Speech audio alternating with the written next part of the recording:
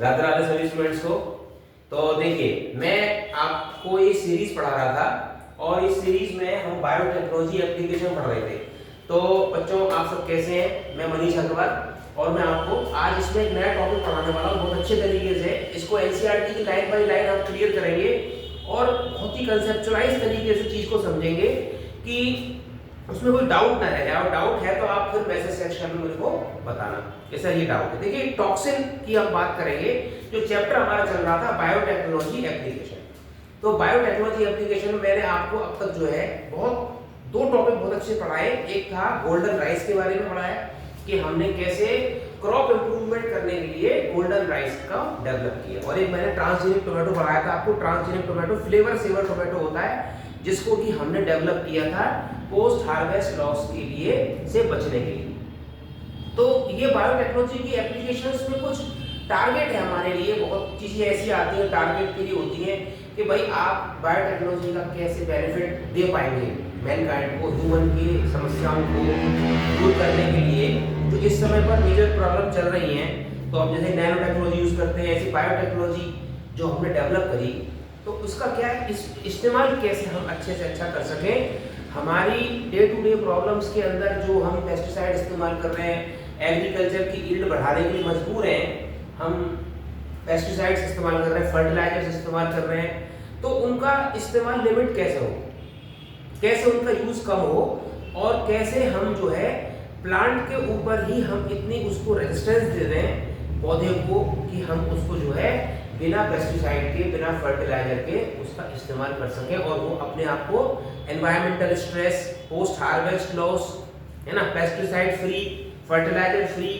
इससे क्या होगा, सॉइल बचेगी, हमारी सॉइल बचेगी, मिट्टी खराब नहीं होगी, अंडरग्राउंड पानी खराब नहीं होगा हमारा, और साथ ही में ओवर यूज ऑफ फर्टिलाइजर। तो देखिए, फर्टिलाइजर बिल्कुल फायदेमंद नहीं है, क्योंकि आप उसको बॉडी में जाने के बाद वो बहुत तरह की बीमारियां, देखिए जब से हमने ये एग्रीकल्चर के अंदर ये यूज करना शुरू किया, आप देखिए जब से इतनी प्रॉब्लम शुरू हो गई, तरह तरह की बीमारियां जो पहले नहीं थी वो अब नई नई तरह की बीमारियां शुरू हो गई। तो ये कहीं ना कहीं बॉडी पर अफेक्ट करता है, ऑर्गन्स पे।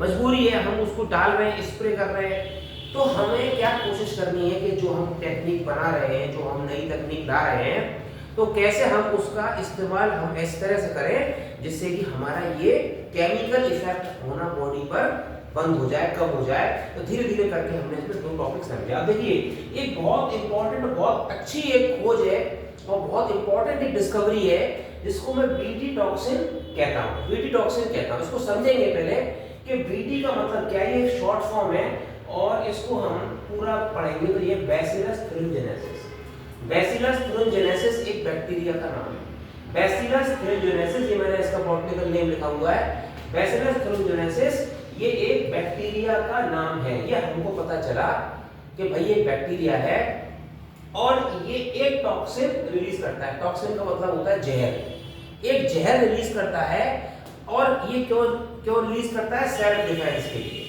सेल्फ डिफेंस के लिए ये दो तरीके के पॉइजन रिलीज करता है, एक्सोटॉक्सिन और एंडोटॉक्सिन।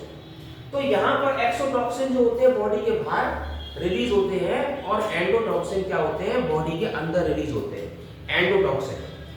अब एंडोटॉक्सिन रिलीज करता है अपने डिफेंस के लिए, अपने आप को बचाने के लिए वो रिलीज करता है।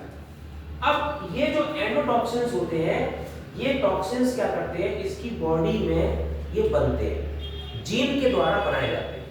कोई जीन होती है, इसके बारे में और धीरे धीरे करके मैं डिस्कस करूंगा। पहले समझेंगे कि बीटी का फुल फॉर्म हो गया बैसिलस thuringiensis, और ये जहर जो बनाता है अपनी बॉडी के, अपने सेल के अंदर बनाता है, एक्सोटॉक्सिन और एंडोटॉक्सिन बनाता है। हमारे मतलब का जो इसमें टॉक्सिन है वो है एंडोटॉक्सिन, बीटी एंडोटॉक्सिन। अब ये एंडोटॉक्सिन जो बनाता है, हमने देखा कि भाई ये जो है एक टॉक्सिन बनाता है। अब क्या करें इस टॉक्सिन का, कैसे इस्तेमाल करें? तो हमने ये देखा कि ये जो टॉक्सिन है, इस टॉक्सिन का इस बैक्टीरिया के ऊपर कोई इफेक्ट नहीं होता है। बैक्टीरिया के ऊपर कोई इफेक्ट नहीं होता है, और इसके बाद इसका हमने ह्यूमंस पर हमने इसको स्टडी किया, तो ह्यूमंस पर भी इसका कोई साइड इफेक्ट, नेगेटिव इफेक्ट नहीं होता है।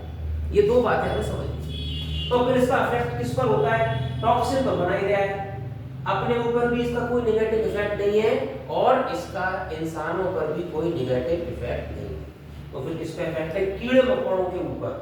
कीड़े मकोड़े जो हमारी फसल को खा जाते हैं, ऐसी सी बात है। टिड्डे है ना, अब तो गर्मी शुरू हो गई, टिड्डी दल चलेगा तो फसल चौपट कर जाएगा। पाकिस्तान में और देशों में तो रोकथाम के लिए बहुत मेजर्स हजारों लाखों रुपए करोड़ों रुपए गवर्नमेंट खर्च करती है, लेकिन इसका कोई समाधान प्रॉपर नहीं है इससे बचने की। तो इतनी लाखों की संख्या में टिड्डी चलती हैं जो कि फसल को चट कर जाती है, मिनटों में चट कर जाती है। जो किसान उगाता है उसको बहुत मेहनत से, जब वो फसल पर फल आ जाता है, फूल आ जाता है, तो चट कर जाते हैं उसको कीड़े, तुरंत चट कर जाते हैं बहुत जल्दी। बेटा टिड्डी दल फ्लो में चलते हैं, जैसे मधुमक्खी में सुना था ना, स्वार्मिंग होती है। मधुमक्खी एक जगह से छोड़कर दूसरे छत्ते की तरफ जाते हैं, स्वार्मिंग कहते हैं इसको। ऐसी ये टिड्डी दल भागता है कि भाई चलो खाना बन गया, पहुंचो, तैयार हो गई फसल भुट्टे की, तैयार हो गई मक्का की फसल, कूदो इस पर, को फटाफट फटाफट, जब तक किसान आए उससे पहले खत्म कर दो मैटर। तो इससे बचने के लिए हमने क्या किया कि हमने ये देखा कि भाई बैसिलस thuringiensis खुद का खुद के ऊपर कोई नेगेटिव इफेक्ट नहीं है, हमारे ऊपर भी कोई इफेक्ट नहीं है, तो हमने क्या किया, कीड़े पर इफेक्ट है, कीड़े पर इफेक्ट है, तो हमने इस बैसिलस thuringiensis को स्प्रे कर दिया। स्प्रे कर दिया भाई हमने इसको। कैसे स्प्रे किया कि इस बैक्टीरिया को हमने पानी में घोल लिया। इसके स्पोर मिलते हैं बैक्टीरिया के, और ये पाउच में मिलते हैं। मार्केट में आप चले जाओगे मंडी में, तो जो कीटनाशक वालों की दवाई दुकानें हैं वहां पर आपको खेती वालों के इसके बैसिलस के स्पोर मिल जाएंगे।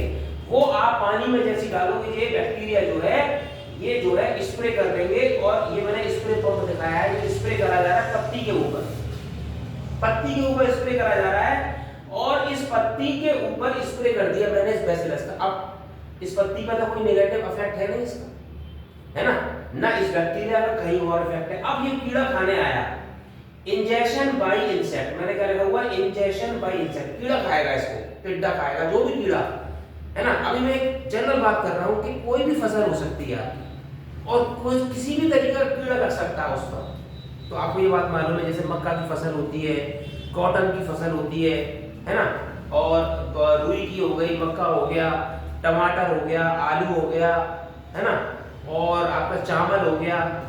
तो अलग अलग तरीके के कीड़े अलग अलग फसल पे लगते हैं। तो अब ये जो स्प्रे मैंने इसके ऊपर किया, इसको कीड़ा खाएगा, और कीड़ा जब खाएगा तो ये जो स्प्रे इसके ऊपर बैसिलस का मैंने किया हुआ है, ये बैसिलस का स्प्रे, ये जो है बैसिलस thuringiensis, ये बैक्टीरिया बहुत छोटा होता है, ये कीड़े के पेट में चला जाएगा और कीड़ा मर जाएगा। अरे सर कैसे मर जाएगा, बात तो समझ में आई नहीं कि ना कीड़े के ऊपर ना तो बैसिलस के अंदर उस टॉक्सिन का इफेक्ट हो रहा है, क्योंकि उसके अंदर टॉक्सिन जो था वो टॉक्सिन प्रेजेंट था, लेकिन बैक्टीरिया पर उसका कोई नेगेटिव इफेक्ट नहीं था। हम खा लेंगे तो हम पर भी कोई नेगेटिव इफेक्ट नहीं हो, कीड़ा खाएगा, कीड़ा मरेगा, 101% मरेगा, तड़प तड़प के मरेगा और बहुत बुरी तरीके से मरेगा। उसको मारना है हमको, क्योंकि हमारी मेहनत की फसल चट कर रहा है वो, इसलिए मारना है। अब ये कीड़ा जब खाता है तो क्या होता है, ये एंडोटॉक्सिन इसकी बॉडी में चले जाते हैं, और ये इनएक्टिव एंडोटॉक्सिन होते हैं, इनएक्टिव होते हैं, इसलिए ना तो बैसिलस को अफेक्ट करते हैं, ना कहीं और अफेक्ट करते हैं, ना पत्ती को अफेक्ट करते हैं, केवल इस कीड़े के पेट में। अब इस कीड़े के पेट में 3 जगह होती है, मैं आपको बता देता हूं। इसकी आंत में यहाँ पर 3 स्पेस होती है, 3 जगह होती है। एक पहली होती है क्रॉप, और दूसरी होती है मिडगट, और तीसरी होती है इलियम एंड रेक्टम। अब इसकी अलग अलग पीएच होती है, इसको डिटेल में फिर मैं आपको और बताऊंगा, अभी समझाने के लिए बता देता हूं। अलग अलग इंसेक्ट में ये क्रॉप, ये सब एक कॉमन इसकी फीचर्स है आंतों का। अंदर गट की बात कर रहे हैं, ये क्रॉप हो गया, ये पहली जगह है, उसके बाद ये मिडगट हो गया, इलियम हो गया। तो यहाँ पर ये न्यूट्रल से एल्कलाइन, कुछ भी इसकी पीएच हो सकती है अलग अलग कीड़ों में, या तो न्यूट्रल स्लैश एल्कलाइन, और जो मिडगट होती है ना, ये स्लाइटली एसिडिक होती है, स्लाइटली एसिडिक। लेकिन कुछ इंसेक्ट में ये एल्कलाइन होती है, कुछ इंसेक्ट में ये एल्कलाइन होती है, कंप्लीटली एल्कलाइन, कंप्लीटली एल्कलाइन। ऐसे ये भी एसिडिक होती है, ये भी एसिडिक होती है।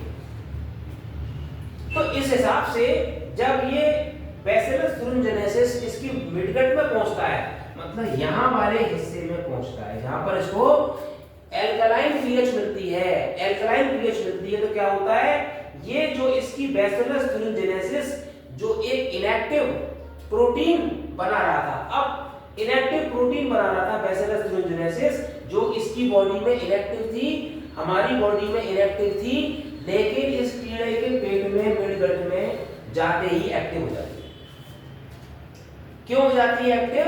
क्योंकि इसको एल्कलाइन पीएच मिलती है। एल्कलाइन पीएच में ये क्या घुल जाती है, एल्कलाइन पीएच में ये घुल जाती है और उसमें एंजाइम्स जो होते हैं वो इसको एक्टिव कर देते हैं, एंजाइम इसको एक्टिव कर देते हैं और ये क्या करती है, कीड़े की आंत से चिपक जाती है, कीड़े की आंत से चिपक जाती है। यहाँ पर ये कीड़े की आंत से ये चिपक जाती है, ये प्रोटीन यहाँ से चिपक जाती है कीड़े की आंत से जाकर, ये प्रोटीन जो क्रिस्टल फॉर्म में होती है, इनएक्टिव होती है, इस इंसेक्ट के, इस टिड्डी के पेट में, मिडगट में जाकर इसकी आंतों से चिपक जाती है और इसमें छेद कर देती है, इसमें पोर बना देती है, यहाँ से पोर बन जाते हैं, ये पोर बन जाते हैं, छेद बन जाते हैं और ये तड़प तड़प के मर जाता है, परेशान हो के मर जाता है, खा नहीं पाता, पच नहीं पाता खाना, क्योंकि आंतों में तो छेद हो गई है ना, आंतों में छेद हो गए। जैसे आप लोगों ने कास्टिक सोडा अगर देखा हो तो कास्टिक एक क्रिस्टल फॉर्म में आता है, साबुन में यूज करते हैं ना हम लोग,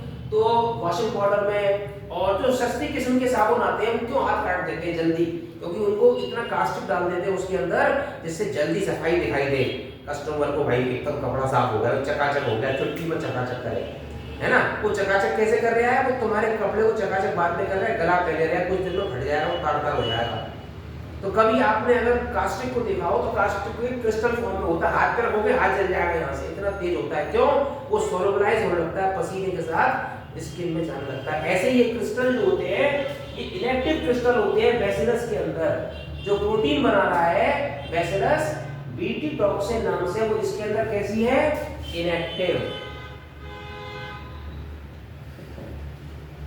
इसमें इनएक्टिव है, यहां पर भी इनएक्टिव है, लेकिन यहां क्या हो गई, ये एक्टिव हो गई, यहां ये एक्टिव हो गई, क्यों हो गई, क्योंकि मिडगट में खाता ही, ये खाएगा इस प्रोटीन को, तो क्या होगा, ये प्रोटीन खाएगा, जो आपने बैसिलस का स्प्रे किया है इसके पेट में जाएगी और यहाँ ये क्या होगी, सोलुबलाइज हो जाएगी, इनएक्टिव एक्टिव हो जाएगी और एक्टिव प्रोटीन क्या करेगी, इसकी मिडगट से चिपक जाएगी, जाकर एक्टिव इसकी मिडगट से चिपक जाएगी और इसकी आंतों में छेद कर देगी और इससे ये इंसेक्ट मर जाएगा। ये हमने एक मेथड निकाला और लार्ज स्केल पर बैसिलस का स्प्रे शुरू हो गया, बैसिलस का स्प्रे शुरू हो गया पेड़ों के ऊपर कि भाई ये बहुत बढ़िया चीज मिली है, इससे हम जो है बिना पेस्टिसाइड के, अब इसी को कहते हैं हम, इसी को कहते हैं बायोपेस्टिसाइड, इसी को कहते हैं बायोपेस्टिसाइड, क्योंकि हमने कोई केमिकल इस्तेमाल नहीं किया, कोई फैक्ट्री मेड चीज इस्तेमाल नहीं करी, नेचर से ही एक चीज उठाई, उसकी क्वालिटी देखी, उसकी चीज समझी कि इसमें क्या क्वालिटी है और हमने दूसरी जगह उसको अप्लाई कर दिया। एक समस्या को सॉल्व करने के लिए जो हम केमिकल इस्तेमाल कर रहे थे, पेस्टिसाइड इस्तेमाल कर रहे थे, उसको बाईपास कर दिया हमने और हमने जो अब ट्रेंड चल रहा है organic pesticide, organic herbicide, organic fertiliser, है ना, यानी कि हम अपने ये तीन कंसेप्ट, तीन चीजों की, पेस्टिसाइड कीटनाशक दवाई और हर्बिसाइड यानी खरपतवार नाशक, और तीसरा क्या हो गया, इंसेक्टिसाइड, कीड़े मारने के लिए जो हम केमिकल इस्तेमाल करते थे उसको हमने बाईपास कर दिया और हमने उसकी जगह पर नेचुरल प्रोडक्ट, नेचुरल चीजें, है ना, नेचुरल चीजें, नेचर फ्रेंडली चीजों का इस्तेमाल शुरू किया, जिससे क्या हुआ, हमारा ये जो है काम बिना केमिकल के हो गया। लेकिन इसके साथ एक और प्रॉब्लम क्या थी कि इसमें हमारी मैन पावर खर्च हो गई, पैसा लग रहा था, आदमी लगाने पड़ते थे, स्प्रे करना पड़ता था, स्प्रे लेट हो गया तो टिड्डी जब तक चाट गई, बड़े बड़े खेत हैं, एक जगह स्प्रे शुरू किया दूसरी जगह बैठ के चाट गई, है ना। आप जब तक स्प्रे नहीं कर पाए, जब तक कोई और कीड़ा खा गया, तो कितनी जगह ध्यान दोगे भाई। एक आदमी, एक व्यक्ति जो अपनी सेफ्टी नहीं कर पा रहा है, उसकी सेफ्टी के लिए कितने लोग लगाओगे आप कि भाई पौधा अपनी सेफ्टी कर नहीं पा रहा है, तो 4 आदमी उसके ऊपर खड़े करने हैं एक पेड़ के ऊपर कि भाई हम तुम्हें आज तो कीड़े से बचा कर रहेंगे, आज कुछ भी हो जाए, छाया छाया लगा लेंगे ऊपर से, कैसे बैठ जाएगा टिड्डी, हम देखते हैं, ऐसा कुछ नहीं हो सकता। तो हम क्यों ना, हमारा जो एक ऑब्जेक्टिव है कि ना हमें उसको सेल्फ रिलायंस देनी है, उसको हमें क्या करना है, अपने आप से मजबूत बनाना है, जिससे ये रिलायंस, ये हमारी डिपेंडेंसी भी खत्म हो जाए कि भाई स्प्रे करना है खड़े होकर। मैन पावर बची, टाइम बचा, और इसमें 50-50% चांस है स्प्रे कर पाए तो बच गई फसल, नहीं कर पाए तो मर गई फसल। तो ये चीजें हमें समझनी होंगी। तो इसके लिए फिर आगे जो कंसेप्ट बायोटेक्नोलॉजी में आता है, बैसिलस thuringiensis की एक स्टेज आगे बढ़कर हमने क्या किया, हमने पेस्ट रेजिस्टेंट प्लांट बनाए कि भाई ऐसे ट्रांसजेनिक पेड़ बनाए जाएं जो कि अपनी सेफ्टी अपने आप कर लें। ट्रांसजेनिक, जैसे मैंने टोमेटो बताया था, उसके पीछे क्या कंसेप्ट था कि हमें उसको जल्दी पकने से बचाना था। टमाटर पक गया तो खराब हो गया। गोल्डन राइस बनाया मैंने भाई, तो गोल्डन राइस भी यही कहानी थी कि उसमें बीटा कैरोटीन नहीं था। बीटा कैरोटीन डालने के लिए ताकि वो विटामिन ए की डेफिशिएंसी दूर कर सके, बॉडी विटामिन ए बनाए, बीटा कैरोटीन पहुंचे और लोगों की आंखों की समस्या ना हो। तो ऐसी हमारी प्रॉब्लम बहुत बड़ी हमने सॉल्व करी कि चावल का चावल खा रहे हैं, बीटा कैरोटीन पहुंच रहा है। ऐसे ही अब हम पेस्ट रेजिस्टेंट प्लांट बनाएंगे। पेस्ट रेजिस्टेंट प्लांट जब हम बनाएंगे तो ये जीन जो थी बैसिलस thuringiensis की, ये जीन जो अब जाकर एक्टिव हो रही है, हम उसको इस प्लांट में ही डाल दें। अगर उस प्लांट में ही उस जीन को इंट्रोड्यूस कर दिया जाए बायोटेक्नोलॉजी के एप्लीकेशन से, तो स्प्रे करने की जो झंझट है वो भी खत्म हो जाएगा। और क्या होगा, हम जो है उसको पेस्ट रेजिस्टेंट बना सकते हैं। तो इस हिसाब से हमने कई सारी फसलें पेस्ट रेजिस्टेंट बनाई। मुख्यतः 6 फसलों की डिस्कशन आपकी किताब में दिया हुआ है, ठीक है। कॉर्न हो गया, भुट्टा, राइस, टोमेटो, पोटैटो, कॉटन, ठीक है।